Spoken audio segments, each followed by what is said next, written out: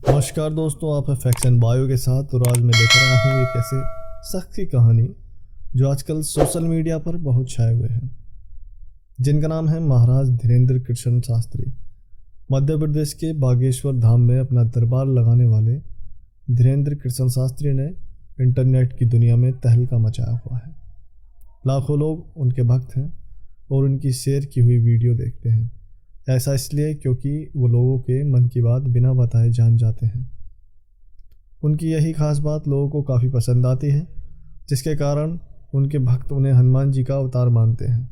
देश भर के इसी चहेते महाराज के जीवन के बारे में आज हम आपको बताएंगे कि कैसे बने महाराज धीरेन्द्र कृष्ण चमत्कारी बाबा। इनका पूरा नाम श्री धीरेन्द्र कृष्ण शास्त्री है और इनके उपनाम की बात करें तो इनको लोग बागेश्वर धाम महाराज के नाम से भी जानते हैं। इनका जन्म 4 जुलाई 1996 को गढ़ा छतरपुर मध्य प्रदेश में एक हिंदू परिवार में हुआ था। इनके पिता का नाम राम कृपाल गर्ग है और माता का नाम सरोज गर्ग। ये अविवाहित हैं और इनकी शैक्षणिक योग्यता की बात की जाए तो कला वर्ग में ये स्नातक है। भाषा ज्ञान की बात की जाए तो इनको बुंदेली, संस्कृत, हिंदी और अंग्रेजी भी आती है। इनके गुरु की बात की जाए तो उनका नाम श्री दादाजी महाराज सन्यासी बाबा था। महाराज कृष्ण धीरेन्द्र कृष्ण का जन्म 4 जुलाई 1996 को मध्य प्रदेश के छतरपुर जिले के गड़ापंज गांव में एक ब्राह्मण घर में हुआ। उनके पिता राम कृपाल गर्ग और माँ सरोज गर्ग हैं। उनके घर में दादाजी, उनकी एक बहन और एक छोटा भाई भी है। महाराज धीरेन्द्र कृष्ण ने अपना शुरुआती जीवन गांव में बिताया। आपको बता दें कि उनका परिवार काफ़ी गरीब था, जिसके कारण उन्हें सुख सुविधाओं से वंचित रहना पड़ा। महाराज धीरेन्द्र कृष्ण को बचपन से आध्यात्मिक चीज़ों का काफ़ी शौक रहा है, जिसकी शिक्षा उन्होंने अपने दादाजी से प्राप्त की है। अगर उनकी शिक्षा की बात की जाए तो महाराज धीरेन्द्र कृष्ण ने अपनी प्रारंभिक शिक्षा अपने गांव के एक स्कूल से प्राप्त की, लेकिन बड़ी कक्षा में आने के बाद उन्हें गांव से 5 किलोमीटर दूर तक सरकारी स्कूल में पढ़ने जाना पड़ा। इसके बाद उन्होंने कॉलेज में दाखिला लिया और वहाँ से बीए कंप्लीट की, लेकिन पढ़ाई में ज़्यादा मन न लगने के कारण उन्होंने अपने दादाजी से महाभारत, रामायण, भागवत कथा और पुराण महाकाव्य की शिक्षा ली और दरबार लगाना शुरू किया, जिसके परिणाम स्वरूप उन्होंने हनुमान जी की साधना करनी शुरू कर दी और कम उम्र में ही सिद्धि प्राप्त कर ली। महाराज धीरेन्द्र कृष्ण जिस परिवार में जन्मे थे वो बागेश्वर धाम को काफ़ी माना करते थे। उनके दादाजी बागेश्वर धाम में ही रहा करते थे। यहीं पर उनके दादाजी गुरु सन्यासी बाबा की समाधि में भी मौजूद हैं। आपको बता दें कि सन्यासी बाबा भी इनके वंश के थे, जिन्होंने करीबन 320 साल पहले समाधि ली थी। धीरेन्द्र के दादाजी बहुत समय से बागेश्वर धाम में दरबार लगाया करते थे, जिनको देखकर उनके अंदर भी इसकी आस्था जागी और उन्होंने दादाजी के दरबार में अर्जी लगाई। उन्होंने परिवार की हालत देखकर उनसे इससे छुटकारा मांगा, जिसके बाद उनके दादाजी ने उन्हें अपना शिष्य बना लिया। वहीं से उन्होंने इन सिद्धियों की शिक्षा प्राप्त की और बागेश्वर धाम की सेवा करनी शुरू कर दी। बागेश्वर धाम एक हनुमान जी का मंदिर है जो मध्य प्रदेश के छतरपुर जिले के गढ़ा में मौजूद है। यह वही गांव है जहां महाराज धीरेन्द्र कृष्ण का जन्म हुआ था। यहीं पर उनके दादाजी ने समाधि भी ली थी। दुनिया भर के लोग यहाँ आते हैं और अपने नाम की अर्जी लगाते हैं। यहाँ पर मंगलवार के अलावा कभी और अर्जी नहीं लगाई जाती। मंगलवार का दिन अर्जी के लिए इसे चुना गया है क्योंकि ये दिन हनुमान जी का दिन होता है। आपको बता दें कि जो लोग भी यहाँ आकर अर्जी लगाते हैं वो एक नारियल को लाल कपड़े में बांधकर जरूर लाते हैं। ऐसी मान्यता है कि अगर जो कोई भी इस नारियल को उस मंदिर में बांध कर जाता है उसकी मनोकामना जरूर पूर्ण होती है, जिसके कारण लाखों लोग यहाँ मंगलवार को नारियल बांधने आते हैं। यहीं पर लगता है महाराज धीरेन्द्र कृष्ण का भव्य दरबार, जहाँ कर लोग अपनी समस्याओं का समाधान पाते हैं। बागेश्वर धाम में टोकन व्यवस्था भी चलती है। अगर कोई व्यक्ति यहाँ दर्शन के लिए आता है तो उसे इस बात पर गौर करना चाहिए कि यहाँ पर सेवा समिति की तरफ से टोकन जारी किए जाते हैं। अगर आप पहली बार मंदिर में दर्शन के लिए जाते हैं तो आपको टोकन लेना होगा, जिस पर आपका मोबाइल नंबर और आपके नाम की जानकारी दर्ज होगी। अगर दर्शन के लिए टोकन लेना है तो कैसे लें। बागेश्वर धाम में जो टोकन दिए जाते हैं उसमें दर्शन का महीना और तारीख लिखी जाती है, उसके अनुसार ही आपको वहाँ दर्शन प्राप्त होते हैं, जिसके बाद आपकी अर्जी इस धाम में लगाई जाती है। इसके बिना आप कभी भी दर्शन नहीं कर सकते। ऐसा कहते हैं कि आप घर बैठे भी अपनी अर्जी लगा सकते हैं। ये जानकारी उन भक्तों के लिए है जो बागेश्वर धाम नहीं आ पाते, वो अपनी अर्जी घर बैठे दे सकते हैं।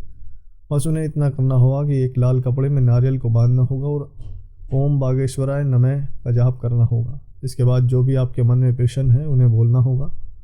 इससे आपकी अर्जी बाबा तक पहुंच जाएगी और जल्दी आपकी मनोकामना भी पूरी होगी, ऐसा लोग वहाँ कहते हैं।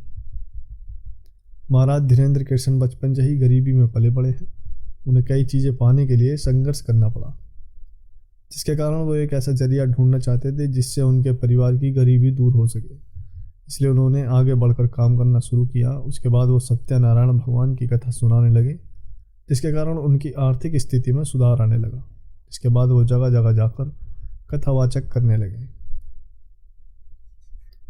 महाराज धीरेन्द्र कृष्ण अपने दादाजी के साथ बागेश्वर धाम में गद्दी लगाते थे, लेकिन दादाजी के समाधि लेने के बाद ही वह अकेले थे जो उसे संभाल सकते थे। इसलिए उन्हें वहाँ का पीठाधीश्वर बना दिया गया। अब वही वहाँ का सारा कार्यभार देखते हैं। हर मंगलवार को ही यहाँ पर हनुमान जी की आराधना और लोगों के संकट दूर करते हैं। अगर सम्मान की बात करें तो बागेश्वर धाम के महाराज 1 जून से 15 जून तक ब्रिटेन यात्रा पर गए थे। जब वो लंदन पहुँचे तो उनका भव्य स्वागत किया गया, जिसके बाद उन्होंने लंदन और लेस्टर शहर में जाकर श्रीमद् भागवत कथा और हनुमान कथा का वाचन किया, जिसके कारण ब्रिटिश संसद की ओर से 3 पुरस्कार से सम्मानित किया गया। 3 पुरस्कार हैं Sant Shiromani, world book of London और वर्ल्ड बुक ऑफ यूरोप। इस पुरस्कार से सम्मानित होना अपने आप में काफ़ी गर्व की बात है। यह पुरस्कार पाकर उन्होंने श्री राम के जयकारे लगाए। महाराज धीरेन्द्र कृष्ण शास्त्री एक कथावाचक हैं जो बागेश्वर धाम में मंगलवार को अपनी गद्दी लगाते हैं। वो लोगों को ये भी बताते हैं कि जिस परेशानी में आप हैं उससे कैसे छुटकारा पाया जाए, लेकिन लोगों ने उनके लिए धारणा बनाई है कि वो बिना बताए लोगों के मन की बात जानकर उसका समाधान कर देते हैं, जो कि सच है, जिसके कारण लोग उन्हें चमत्कारी बाबा भी कहने लगे। लाखों लोग उनके पास आकर अपनी परेशानी बताकर उनका हल जानते हैं। ऐसा कहा जाता है कि जो भी यहाँ हाजिरी लगाता है वो कभी खाली हाथ वापस नहीं लौटता। ये हाजिरी एक पर्ची के द्वारा लगाई जाती है, जिस पर भक्त सिर्फ अपना नाम लिखता है और बॉक्स में इस पर्ची को डाल देता है, जिसके बाद पर्ची निकाली जाती है और उसे बुलाया जाता है। महाराज उसके बारे में नाम पढ़कर ही सब बता देते हैं। लोगों का कहना है कि जो लोग महाराज कहते हैं अगर वो किया हो जाए तो कभी आपके कोई भी काम नहीं रुक सकते।